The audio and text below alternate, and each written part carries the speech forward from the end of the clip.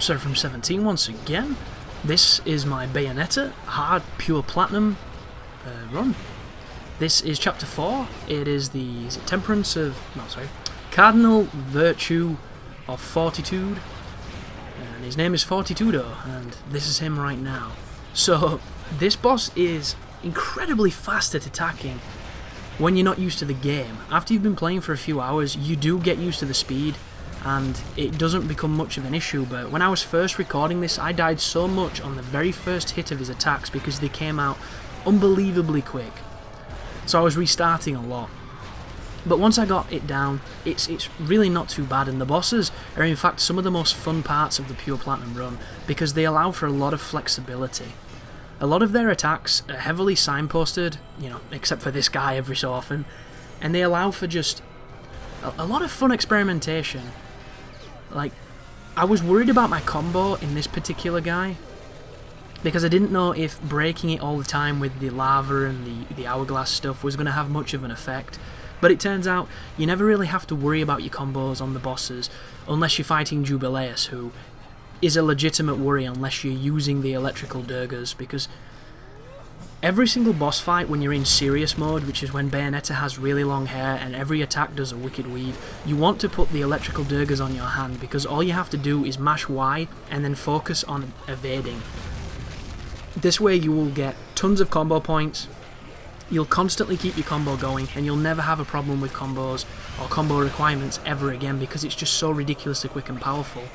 And there are parts of this game which are kind of frustrating where if you don't die, the game doesn't save. If you restart, it just goes as if you haven't saved. So if I change my weapons in this fight, when I restart, it doesn't matter. I'm back to what I was wearing before the fight began.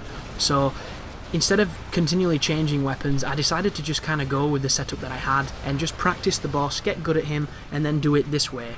But in an ideal situation, which I know now involves changing weapons, then going to chapter menu where it saves, and then restarting, I would have put the Durgas on my hand because it would have just made this so much more lucrative and scoreful. Because as it stands, this is me just, doing some random weapons against this boss, which are effective but not as effective as they could be, and evading his attacks. And if you're wondering where the checkpoint is, the checkpoint is between the two phases, I believe. I think you've got to do all that previous phase and then you get a checkpoint here. I may be wrong because every instance in these boss fights where I thought the checkpoints were going to be shitty, they turned out to be really, really considerate. So just watching the bottom right hand corner at any given point to look for it saving.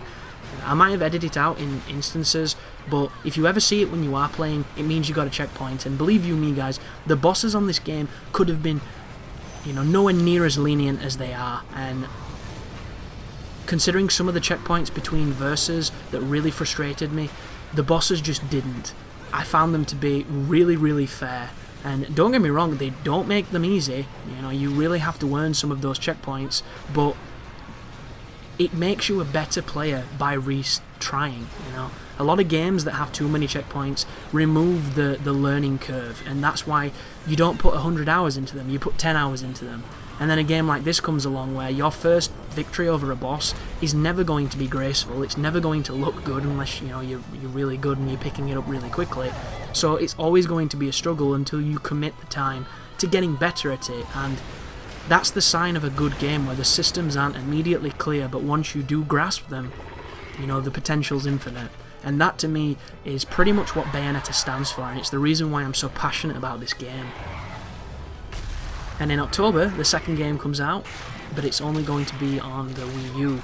And I've got my eyes on a Wii U for 100 quid, which sounds like a pretty good deal, so there's a chance I'm going to be picking it up for the wonderful 101, another Platinum title, and for the double pack of Bayonetta and Bayonetta 2 at 60 frames per second, because this game's just too fucking good, and I'm too into it right now, so it's a folly, but there you go. Thank you very much for watching, and as always, you take care now.